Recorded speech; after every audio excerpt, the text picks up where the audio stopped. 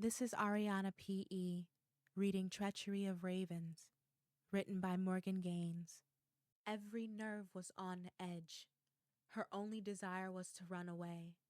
The frigid evening air, the darkness, the silent hallways with no one near to help her. It weighed too heavily on her. She retreated into the hallway, pulling the door shut behind her and leaning back against its rough surface. The impending panic was a wave about to break, and she was a swimmer, caught underneath its crest. She must gain control of herself. At the very least, she required her medical kit and her weapons. Those were in the room. The same room tainted by the memories haunting her consciousness.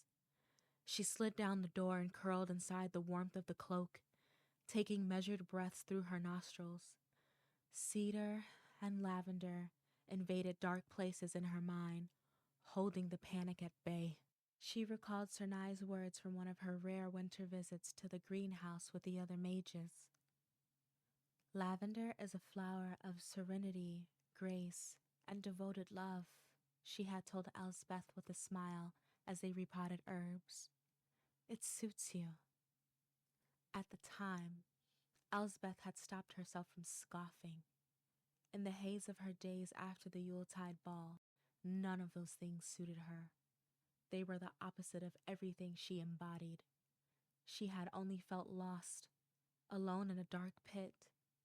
Only when Cyrus re-entered her life did she find a sliver of what Cernai described.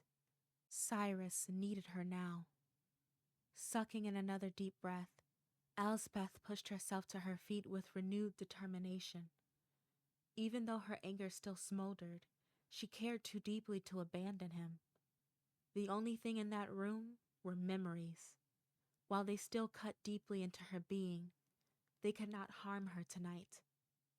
With quivering hands, she opened the door and hurried to the wardrobe.